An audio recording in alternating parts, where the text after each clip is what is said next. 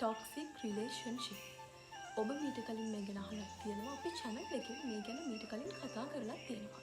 හැබැයි අද මම කියන්න යන්නේ toxic relationship වල තියෙන වෙනස්ම මානයකට ගිය කතාවක් ගැන.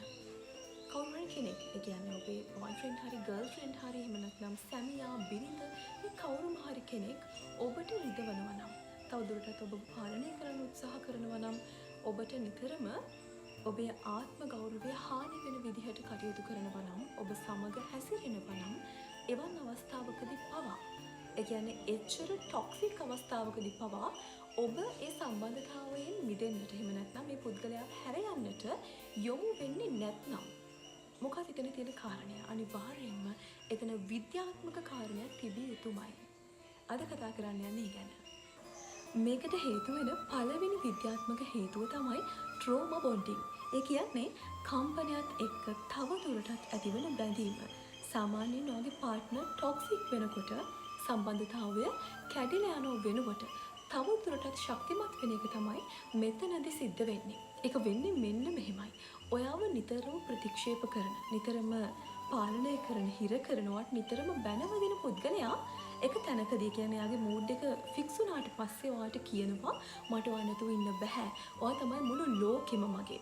ඔයාගේ වටිනාකම මට හොඳටම දරනවා. මට ඔයාව ගොඩාක් වටිනවා. මෙන්න මේ වගේ වචන ඉස්සරහදී ඔයාට කාලයක් තිස්සේ දැනෙච්ච ආතතිය එකපාරටම නැති වෙලා හිතා ගන්න බැරි විදිහේ සහනයක් ඔයාගේ ඔළුවට දැනෙන්න පටන් ගන්නවා. අන්න එතනදී ඔයාට හිතා ගන්නවා අනිවාර්යයෙන්ම ස්ට්‍රෙස් එක ඇති වෙලා එයාගේ වචන වලින් ඔයාට ඇතිවෙන හැඟීම, ඔයාට ඇතිවෙන සහනය තමයි ඇත්තම ආදරය කියන්න කියලා. ඒකෙන් ඔයා තව දුරටත් එයාට බැඳෙන්න පටන් ගන්නවා. දෙවෙනි විද්‍යාත්මක හේතුව තමයි කෝටිසෝල් ක්‍රියාත්මක වීම. මම ඉස්සෙල්ලා කිව්වා වගේ සාමාන්‍යයෙන් ටොක්සික් රිලේෂන්ෂිප් එකක් ඇතුළේදී ඔයාගේ පාර්ට්නර් ඔයාව තලන්න ඔයාට ඇතිවෙන ආතතිය නිසා ඔයාගේ ඇඟෙන් නිර්මාණය වෙන්නේ කෝටිසෝල් හෝමෝනය. මේ හෝමෝනය දිගින් දිගටම ඔයාගේ ඇඟෙන් ක්‍රියාත්මක වෙනකොට, ඔයාගේ ඇඟෙන් නිපද වෙනකොට ඔයා මේකට ඇඩික්ට් වෙන්න පටන් ගන්නවා. ඔයා මේකට හුරු වෙන්න පටන් ගන්නවා. ඒ හුරු වීම තුළ අමුතු ගතියක්, අමුතු ආතල් එකක් තියෙනවා කියලා ඔයාට දැනෙනවා. අන්න ඒ නිසා ඔයාට ඔයාගේ ටොක්සික් පාර්ට්නර් නැතුව බැරි වෙනවා. මීළඟ විද්‍යාත්මක හේතුව තමයි ඩොපමීන් හෝමෝනය ට්‍රිගර් වීම. සාමාන්‍යයෙන් ඩ්‍රග්ස් වලට ඇඩික්ට් වුණාමත් වෙන්නේ මේ ඩොපමීන් ට්‍රිගර් වෙන එක. ඒ කියන්නේ ටොක්සික් රිලේෂන්ෂිප් එකක් ඇතුළේදී විශේෂයෙන්ම ටොක්සික් පාර්ට්නර් කෙනෙක්ගේ තියෙන විශේෂම ලක්ෂණය තමයි එක වතාවකදී එයා තමන්ගේ පාර්ට්නර්ව අතිශය අමානුෂික විදිහට මානසිකව තලනවා පෙළනවා. හැබැයි තවත් වෙලාවකදී මේ ලෝකේ ඉන්න ආදරණීය පුද්ගලයා බවට පත් වෙනවා.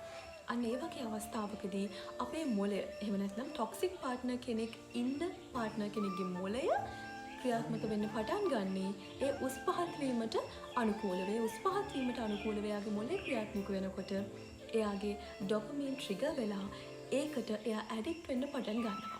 සාමාන්‍යයෙන් ඩ්‍රග් ඇඩික්ට් එක්කදී සිද්ධ වෙන දේම මෙතනදිත් සිද්ධ වෙනවා.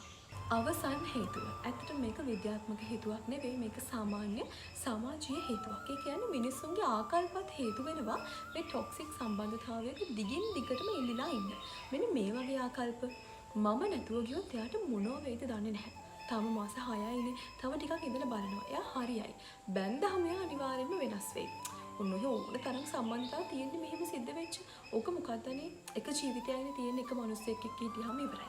මෙන්න මේ වගේ ආකල්ප නිසා සාමාන්‍යයෙන් ටොක්සික් රිලේෂන්ෂිප් එකක මිනිස්සු දිගින් දිගටම එල්ලිලා ඉන්නවා. ඉතින් අද අපි කතා කළේ ටොක්සික් රිලේෂන්ෂිප් වල අපි වැඩි කතා කරන්නේ නැති ඒත් අපි කතා කළ යුතුම සහ දැනගත යුතුම කොටසක් ගැන. අනිත් එක තමයි මූලිකවම කියන්න ඕනි දේ, ඔයාට ටොක්සික් පාර්ට්නර් කෙනෙක් වෙන කෙනා තවත් කෙනෙක්ට ටොක්සික් පාර්ට්නර් කෙනෙක් නොවෙන්න පුළුවන්.